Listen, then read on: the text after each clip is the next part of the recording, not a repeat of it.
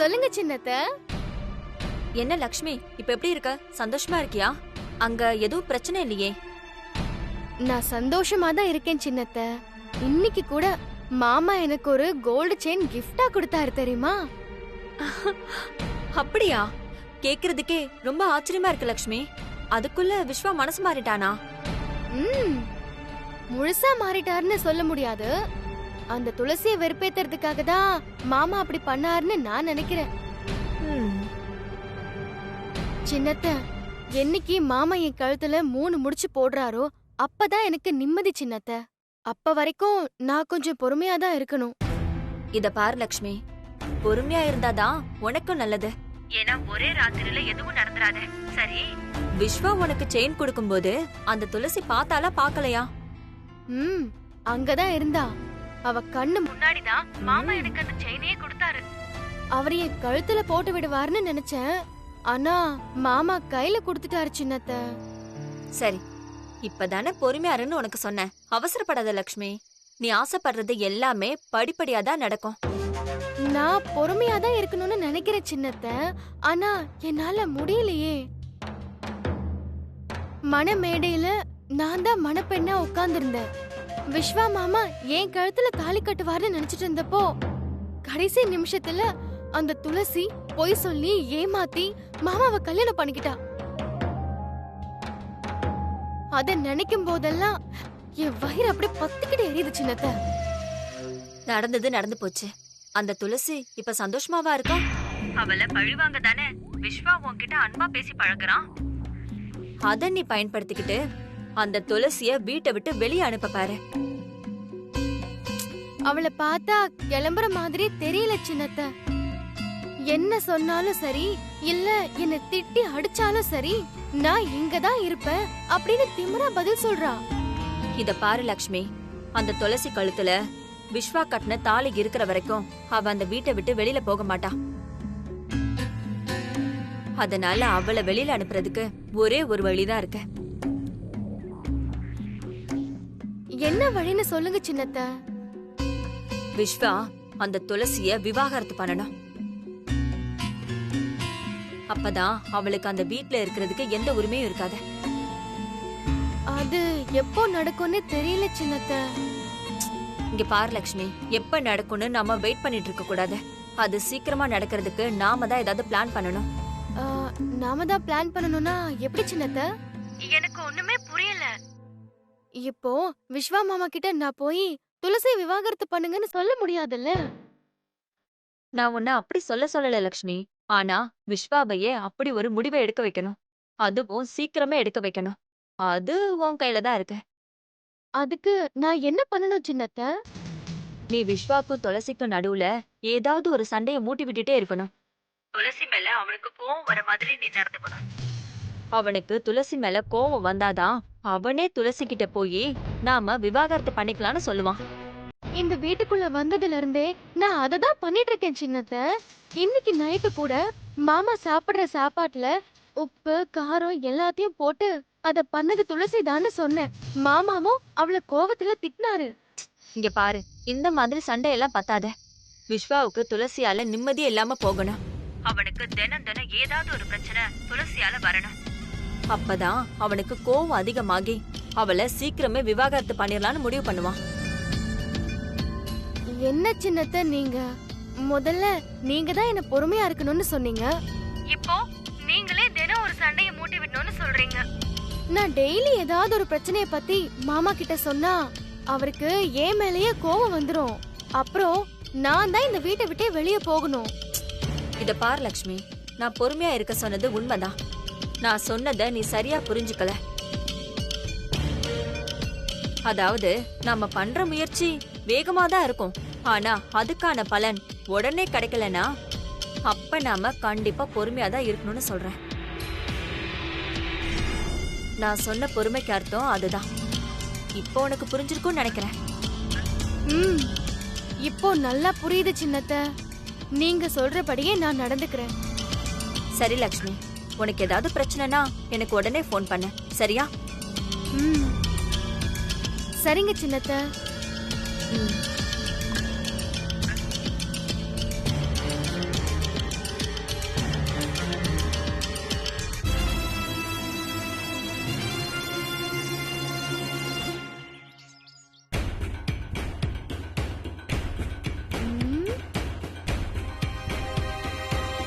நேத்து சின்னத்த கிட்ட பேசும்போது டெய்லி விஸ்வா மாமாக்கும் துளசிக்கும் சண்டை மூட்டி விட சொன்னாங்க. இப்போ மாமா ஆபீஸ் கிளம்புற நேரம். இந்த நேரத்துல துளசி மேல டென்ஷன் பட வைக்கணுமே.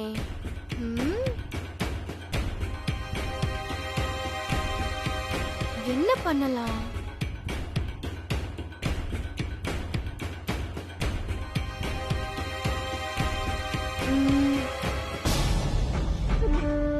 எப்படியாவது டென்ஷன் பண்ணணும்.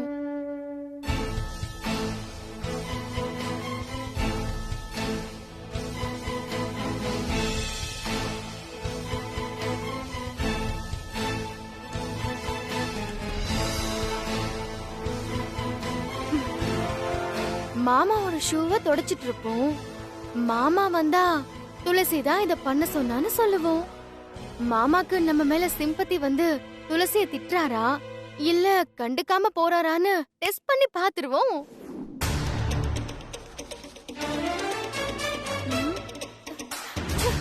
என்ன இது எவ்வளவு தொடச்சாலும் வர.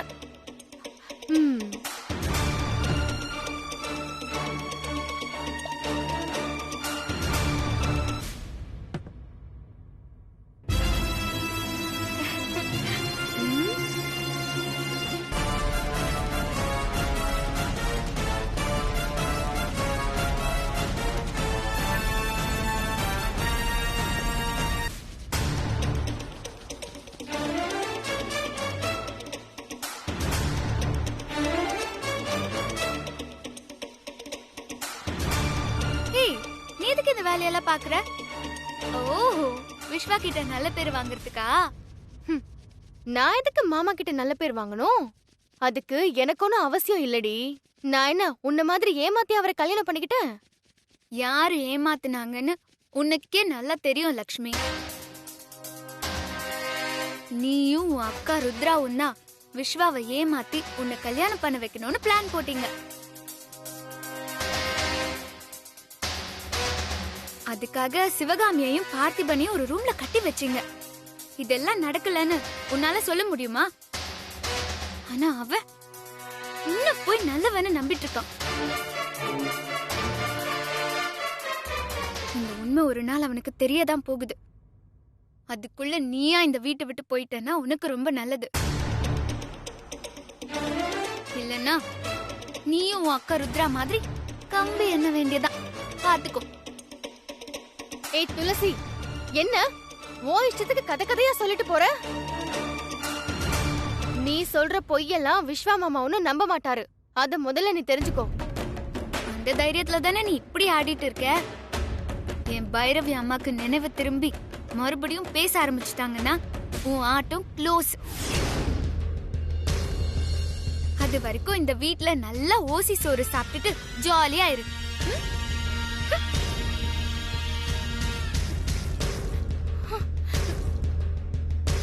என்ன பார்த்தா ஓசி சோறுன்னு சொல்லிட்டு போற? இருடி, இப்ப மாமா வருவாரு. என் சிம்பத்தி ஆக்டிங் அவர்கிட்ட காட்டி உனக்கு சம்மத்தியா வாங்கி கொடுக்கல என் பேரு கனகலட்சுமி இல்லடி.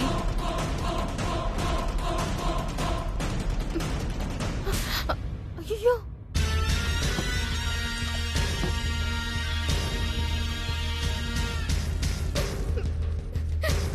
லக்ஷ்மி, என்ன பண்ணிக்கிட்டு இருக்க? ஹே லக்ஷ்மி, லக்ஷ்மி, இப்ப எதுக்கு என் ஷூவை பாலிஷ் போட்டுட்டு இருக்க?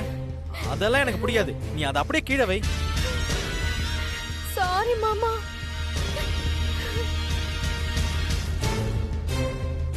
ஏய், இப்ப எதுக்கு கண் கலங்குற?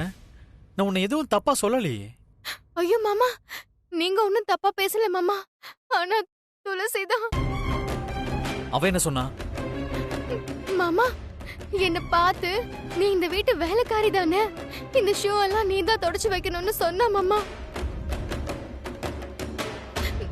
நான் கூட அவகிட்ட இதெல்லாம் மாமாக்கு பிடிக்கவே பிடிக்காதுன்னு சொன்னேன். அதுக்கு அவ, உன் மாமா என்ன பெரிய இவரா, அவருக்கு பிடிக்கலனா நீ செய்ய மாட்டியா? இப்போ நான் சொல்றேன், இந்த ஷூக்கு நீ பாலிஷ் போட்டு வைக்கணும்னு சொன்னா மாமா. ஓஹோ, அவளுக்கு அவ்வளவு திமிரா? துளசி, ஏ துளசி, சொல்லு விஸ்வா. லக்ஷ்மி ஷூக்கு பாலிஷ் போட சொன்னியா?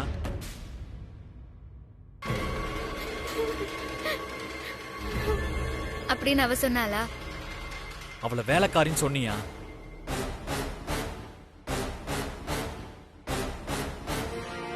அதுவும் அவளே சொன்னாளா? ஏய், இத பாரு, இந்த திமிர்த்தனமான பேச்செல்லாம் என்கிட்ட வச்சுக்காத. லக்ஷ்மி நான் சொல்லிதான் இந்த வீட்லயே இருக்கா. அவளை பத்தி ஏதாவது தப்பா பேசின அப்புறம் நான் என்ன பண்ணுவேன்னு எனக்கே தெரியாது. இது பாரு விஸ்வா, எதுக்கு இப்ப தேவையில்லாம டென்ஷன் ஆகுற? நான் ஆரம்பத்துல இருந்து லக்ஷ்மிய தப்பா எதுவுமே பேசல.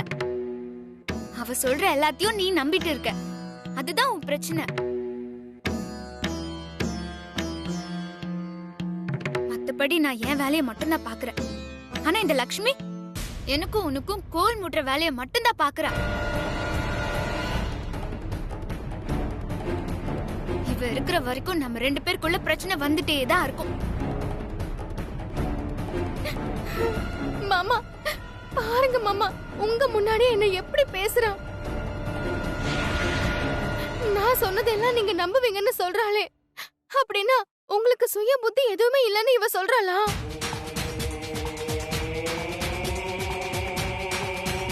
பைரவி அத்தை மட்டும் இந்த வீட்ல இருந்திருந்தாங்கன்னா இப்படி எல்லாம் இவ பேசுவாளா மாமா? அடேங்கப்பா, என்னமா சீன் போடுறா.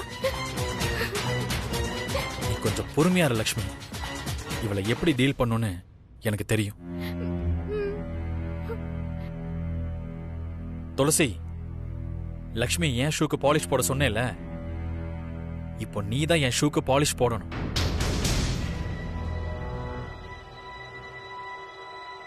அது மட்டும் இல்ல, என் காலையும் நீ மாட்டி விடணும்.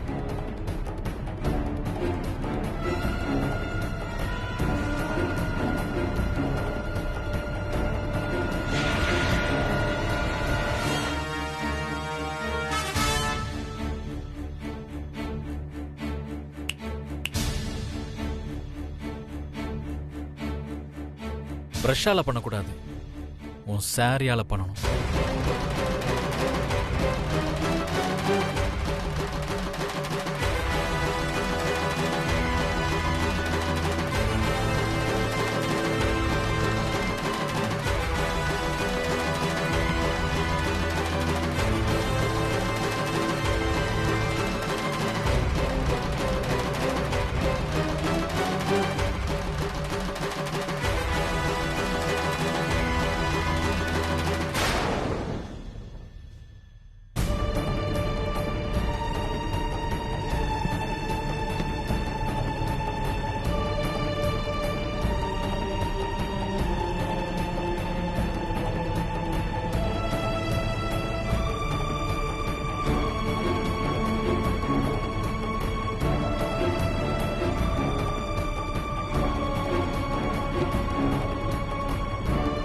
தள்ளு.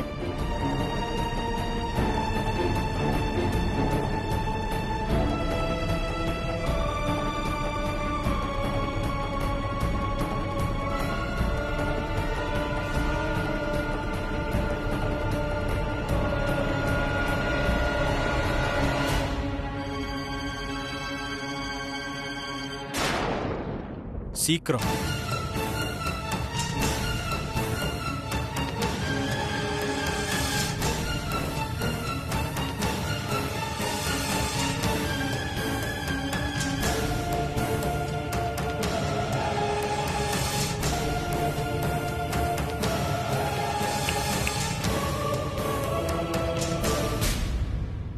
என்ன துளசி, என் பவர பார்த்தல? மாமா நான் சொல்றத மட்டும்தான் நம்புவாரு. இப்போ உன் டைம் நல்லா இருக்கு, அவ்வளவுதான். ஆனா இதுவே பெர்மனன்ட் நினைச்சுக்காத. இதுவும் ஒரு நாள் மாறும். அப்போ என் விஸ்வாவும் மாறுவான். அப்போ உன் டைம் பேட் டைமா மாறும். துளசி, கடிகாரத்துல வேணா டைம் மாறலாம், ஆனா எனக்கு மட்டும் மாறவே மாறாது. என் விஸ்வா மாமாவும் மாறவே மாட்டாரு. லக்ஷ்மி, நீ ரொம்ப ஓவர் கான்பிடென்ட்டா இருக்க. இப்போ நடக்கிறத வச்சு நீ இப்படி எல்லாம் பேசுற. பார்க்கலாம் நாளைக்கு என்ன நடக்கும்னு யாராலையும் சொல்ல முடியாது. ஓகே?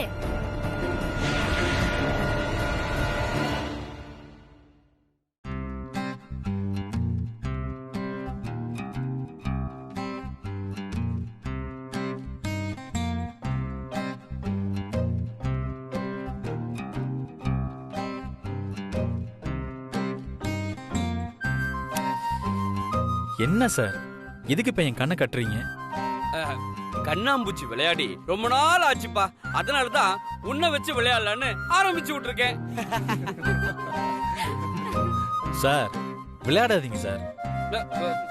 ஏன்பா, நான் தான் விளையாட்டுக்குன்னு சொல்லிட்டேனே, அப்புறம் விளையாடாதீங்கப்பா என்னப்பா அர்த்தம்? சார், விஸ்வா கிட்டயும் சொல்ல மாட்டீங்க, எங்க கிட்டயும் சொல்ல மாட்டீங்க. அப்படி என்ன சார் சஸ்பென்ஸான மேட்டர் வச்சிருக்கீங்க? சொல்லுங்க சார். சாருக்கு சஸ்பென்ஸ்னா ரொம்ப பிடிக்கும் போல இருக்கு. என்ன சார்? ஆமா கார்த்தி, எந்த விஷயத்தை ஓபன் பண்ணனாலும் ஒரு த்ரில் இருக்கணும்ல, அப்பதான் அந்த விஷயத்தை என்னன்னு தெரிஞ்சுக்கிறதுக்கு ஒரு ஆர்வம் வரும். ஓ, புரிஞ்சுச்சா? புரிஞ்சுது சார். திவ்யா, அபி, நீங்க விஸ்வாவோட கைய புடிச்சுக்கிட்டு நேரா ரூமுக்கு கூட்டுவாங்க. ஓகே? மத்தவங்க எல்லாம் போய் வேலையை பார்க்கலாமே.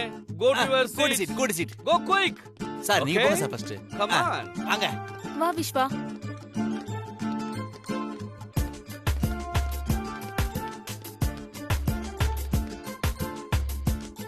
Come on come on. பாத்து அங்க இடிச்சிடாதீங்க. மெல்லமா. வாங்க. இந்த சேர்ல உட்கார வைங்க. சார், இது உங்க சேர் சார். விஸ்வா உட்கார வைக்க சொல்றீங்க? ஐயோ, என்னம்மா நீ? இதுக்கு அவன் கண்ணை கட்டாமையே இருந்திருக்கலாமே. நான் சஸ்பென்ஸா வச்சிருந்த மேட்டரை இப்படி போட்டு உடைச்சிட்டியம்மா. சரி, இல்லாத மூளைக்கு நிறைய வேலை கொடுக்காத.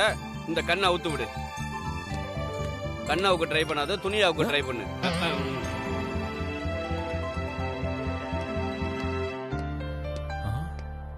சார் என்ன சார், என்ன உங்க சேர்ல உட்கார வச்சிருக்கீங்க? இருப்பா கொஞ்சம் இரு. முதல்ல உட்காரு. என்ன அவசரம் உனக்கு இப்போ? நான் விஷயத்த சொல்றதுக்குள்ள எதுக்கு நீ இப்ப சீட்டை விட்டு எழுந்திருக்கிற? சார், இப்போ விஷயம் என்னன்னு எனக்கு புரிஞ்சு போச்சு சார். என்ன? உங்களை வேலையை விட்டு தூக்கிட்டாங்க. கரெக்ட். உங்களுக்கு பதிலா விஸ்வாவுக்கு புது மனசா ப்ரமோஷன் போட்டிருக்காங்க. என்ன சார், நான் சொல்றது கரெக்ட் தானே?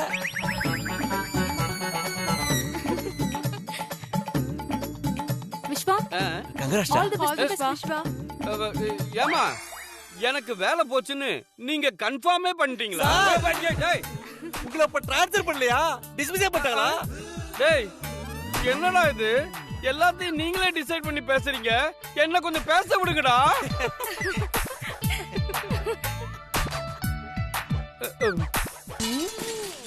சார், அவன் சும்மா காமெடி பண்றான் சார், அவனை விடுங்க. நீங்க சொல்லுங்க, என்ன சார் விஷயம்? இப்ப எதுக்கு என்ன உங்க சீட்ல உட்கார வச்சிருக்கீங்க சார்? ஏண்டா கார்த்தி, என்ன வச்சு காமெடி பண்ணிட்டல்ல? இல்ல சார். விஸ்வா, உனக்கு இருக்கிற டேலண்ட்டுக்கு நீ என்னோட சேர்லயே உட்காரலாம். ஆனா அதுக்கு இன்னும் டைம் இருக்கு. சார், எப்பவுமே எங்களுக்கு நீங்க தான் சார் மேனேஜர். என்னைக்குமே நான் உங்க சேருக்கு ஆசைப்பட்டதே இல்ல சார்.